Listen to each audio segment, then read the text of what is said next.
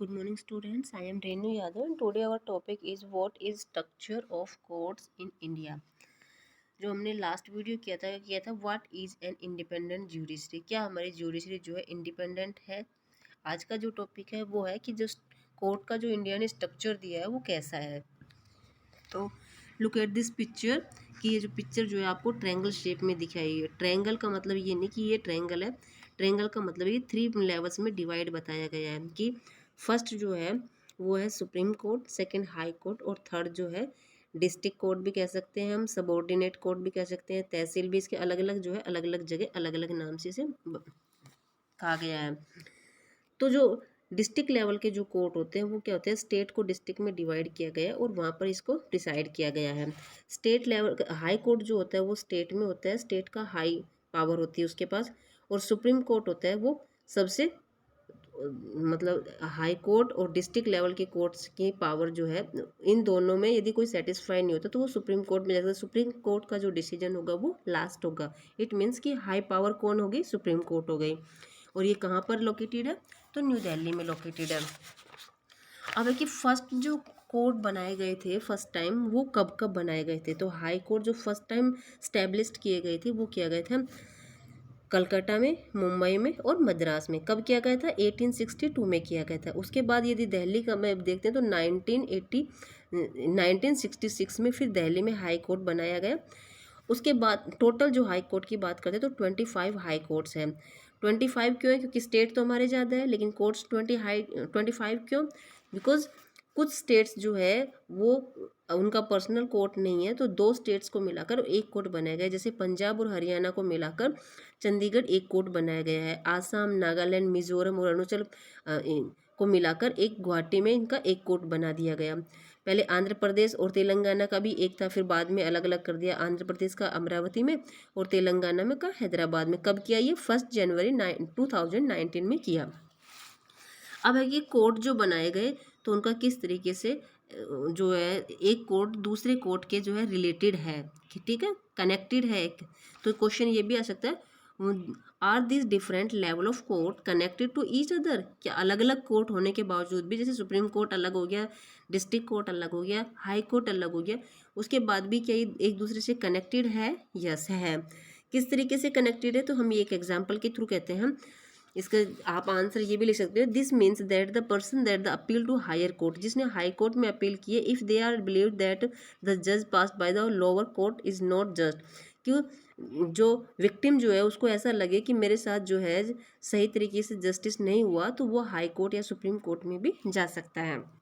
अब एक एग्जाम्पल दिया गया है, एग्जाम्पल क्या है कि 1980 में लक्ष्मण कुमार की मैरिड हुई थी, 20 ईयर्स का था, 20 ईयर्स की लड़की थी सुधा गोयल, उससे इसकी मैरिड हुई थी।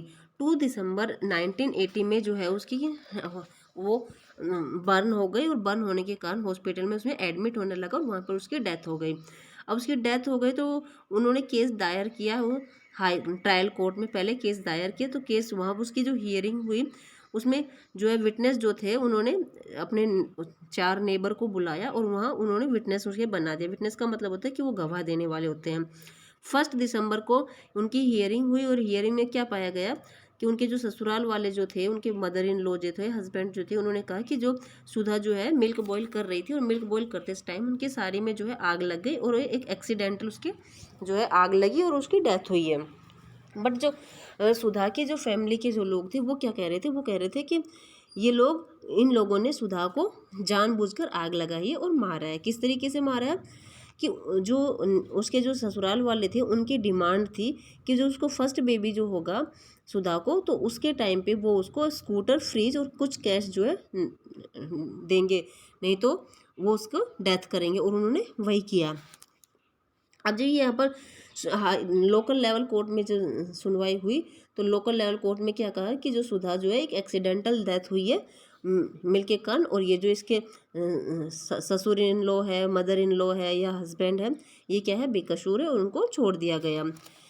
अब सुधा के जो पेरेंट्स थे वो यहाँ सेटिस्फाई नहीं हुए, उन्होंने 19 नवंबर 1983 में इस केस को कहाँ अपील कर दिया, हाई कोर्ट में कर दिया। ट्रायल कोर्ट से हाई कोर्ट में अपील कर दिया।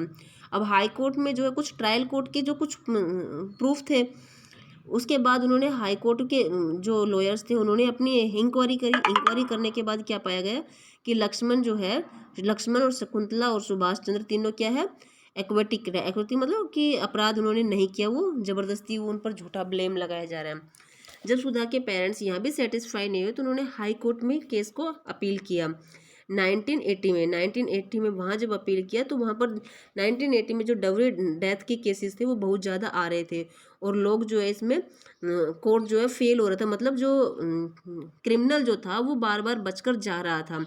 तो सुप्रीम कोर्ट ने जो इसे सीरियसली लिया और लास्ट में क्या पाया गया 1985 में कि सुधा की जो है लक्ष्मण ने और उसकी मदर जो है गिल्टी पाई गई। उन्होंने उसकी डेथ की है, उसको आग लगाई है, उस पर केरोसिन डाला है और तब उसको जो है उसकी लाइफ को ख़त्म किया। तो सुप्रीम कोर्ट ने क्या डिसीजन लिया, उन्होंने डिसाइड किया कि जो एक्यूज्ड है, जो अपराधी है, उनको जेल में डाल दिया जाए और पूरी उम्र अब वो कहाँ रहेंगे, जेल में ही रहेंगे। तो ये तो था हमारी एक स्टोरी के थ्रू कि किस तरीके से एक दूसरे पर कनेक्ट है। इसके साथ हमारा नेक्स्ट एक टॉपिक और है, what are the different branches of the legal system, कि जो कोर्ट जो डिसीजन जो लेता है तो वो क्या सभी जो है किसी भी तरीके का मैटर है एक ही कोर्ट में जाता है, एक ही प्रकार का लॉ है या उसके लिए अलग अलग से लॉ है। तो उसके लिए अलग अलग लॉ है, क्रिमिनल लॉ और सिविल लॉ। 2006 में ये एक्ट पास किया गया और इसमें डोमेस्टिक वायलेंस को देखते हुए ये एक्ट पास किया गया। अब है क्रिमिनल लॉ क्या होता है और सिविल लॉ क्या होता है। तो क्रिमिनल जो लॉ जो होता है उसमें किस तरीके के केसेस आते हैं, तो इसमें केसेस आते हैं हरासमेंट के, चोरी के, वुमेन के, burning of more, dowry system, dowry दहेज प्रथा के, और भाई मर्डर के। इस तरीके के जो केस आते हैं वो किस में आते हैं, क्रिमिनल में आते हैं। इसमें क्या किया जाता है, एफआईआर कराई जाती है पुलिस के पास, फिर पुलिस उस पर इन्वेस्टिगेशन करती है और उसमें वो क्रिमिनल पाया जाता है तो केस फाइल करके उसको कोर्ट में ले जाया जाता है और यदि वो क्रिमिनल पाया जाता है तो उसको जेल में डाल दिया जाता है।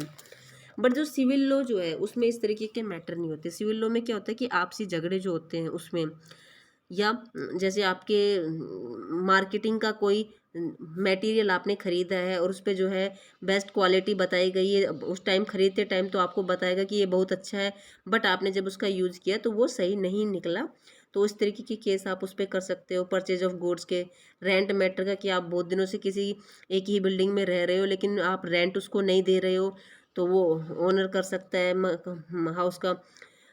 डिवोर्स केस जो है वो इस तरीके के केस कहाँ जाते हैं, सिविल लॉ में जाते हैं। Petition has the field before the relevant court have the affected party only. इसमें क्या करेंगे, दोनों पार्टी जाएगी, जाने के बाद जो रेंट मटेरियल जो है मैटर जो है या लैंडलॉर्ड का मैटर या किसी का भी, तो वो जो पुलिस जो है उसको आराम से सुनेगी और फिर उसको कोर्ट में अप्लाई कर देगी। कोर्ट में अप्लाई करने के बाद वहाँ पर इस पर केस चलता रहेगा, दोनों पार्टीज़ को बुलाया जाएगा और लास्ट में डिसीजन लिया जाएगा कि भाई उसको जो है लैंडलॉर्ड को कितना वो किराया देगा या नहीं देगा, या उसके लैंड के प्रति इस तरीके का। तो ये जो थे हमारे 2 टॉपिक्स हो गए हैं। नेक्स्ट वीडियो में हम करेंगे does everyone have access to the court, क्या कोर्ट जो है सभी के लिए एक जैसा है, क्या कोर्ट में सभी की पहुंच है या केवल जो रिच पर्सन है या पॉलिटिक्स है उनकी ही पहुंच है, या कोर्ट जो है गरीब की भी सुनता है, सबके साथ जो है इक्वल ट्रीट करता है। तो ये हम नेक्स्ट वीडियो में करेंगे। तब तक के लिए हैव ए नाइस डे।